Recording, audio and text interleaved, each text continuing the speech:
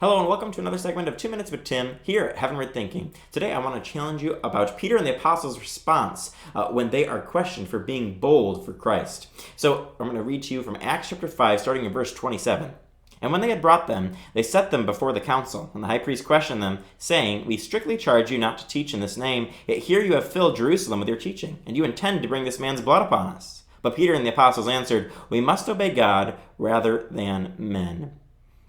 And I want to challenge you on these verses because it is so important as Christians that we are living differently than other people, as we've talked about many times on this show, living differently, being different, and speaking differently, and thinking differently, having a heavenward thinking perspective. And that leads us oftentimes into conflict with the world. When we make bold stands for Jesus, and when we make conscious decisions to stand apart and to set ourselves apart from the world, that often leads us into conflict with the world and into disagreements with the world, and it leads to persecution that we have to face as Christians. And we're called to do that. We're warned that we're going to be persecuted as Christians. It's not something that we're supposed to take lightly as Christians. It's a serious choice. When we choose to follow Christ, we know that persecution is probably going to come against us, especially in this dark world. Yet here we are able to see in this little story, we're able to see how we should respond when people question us for why are we doing things? Why do we do things that go against what the world says is okay? When people tell us not to speak about Christ,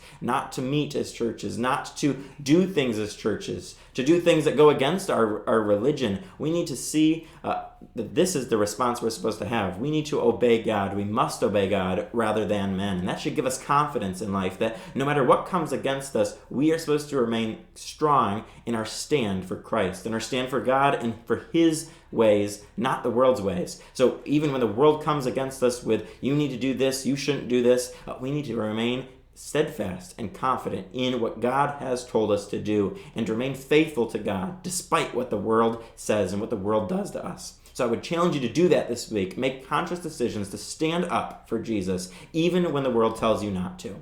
And I hope that you'll join us next time for another 2-minute challenge on Heavenward Thinking.